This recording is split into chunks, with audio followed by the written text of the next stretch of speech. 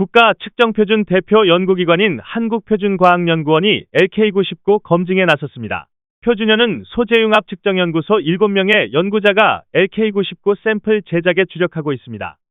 불순물이 포함될 가능성이 있다고 보고 고순도 샘플 제작에 주력하고 있습니다. 관계자는 빠르면 다음 주, 늦어도 이달 말까지 고순도 샘플이 나온다고 했습니다. 샘플 합성이 완료되면 제로 저항 측정과 마이스너 효과 등을 측정할 계획입니다. 표준연 관계자는 미국 메릴랜드대 등 연구소들이 실험 결과를 내놓았지만 노하우가 달라 결과도 동일하게 나오지 않았다고 했습니다. 표준과학연구소는 정부 출연 연구기관이며 국가의 예산을 받아 연구 활동을 합니다.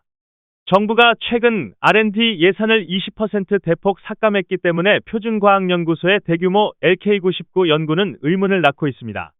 실패하거나 가짜라는 게 드러나면 표준과학연구소는 예산을 낭비한 게 되며 정부의 비판을 받게 됩니다. 그런 위험을 감수하고도 대규모 연구원과 첨단 장비를 동원하여 연구한다는 건 표준연구원 내부에서 자체적인 확신을 어느 정도 가졌다는 것으로 풀이됩니다. 특히 표준연구소는 다른 기관들보다 재료의 고순도 샘플 제작과 검증에 특화된 기관입니다. LK99를 통해 정부의 R&D에 대한 인식을 바꾸려는 시도로 보여지는 상황입니다. 미국 메릴랜드 대학연구소는 또 다시 LK99를 평가절하했습니다.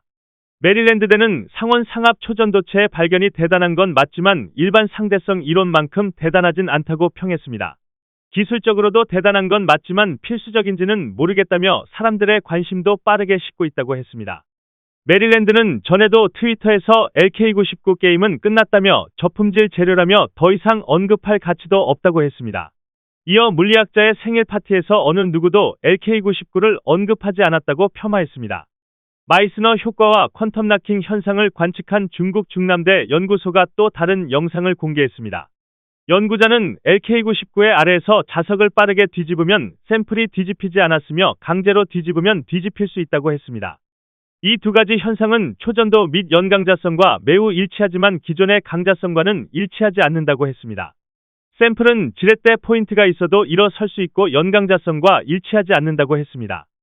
중남대는 LK99가 강자성도 아니고 연강자성도 아니라고 했으며 남은 현상은 반자성과 초전도 현상뿐입니다. 또 다른 중국인 과학자는 중남대의 영상을 분석했습니다. 그는 사진상 자석과 샘플의 접촉점이 있지만 피닝 효과가 맞다고 했습니다. 피닝 효과는 퀀텀 나킹 현상과 같은 의미로 자석 위에서 초전도체가 양자 고정되는 현상입니다. 그는 샘플의 접촉점이 겨우 몇 마이크로미터에 불과한데 만약 자기력이 가로 방향이라면 저 샘플을 어떤 힘이 지탱해준다는 것이냐며 의문을 나타냈습니다. 샘플을 자기력으로부터 지탱해주는 유일하게 가능한 건 피닝 효과뿐이고 다른 해석은 떠올릴 수조차 없다고 했습니다. 또 다른 중국인 전공자는 교수의 말을 인용하면서 샘플은 자석에 극을 뒤집어도 여전히 똑같이 부유한다고 했습니다.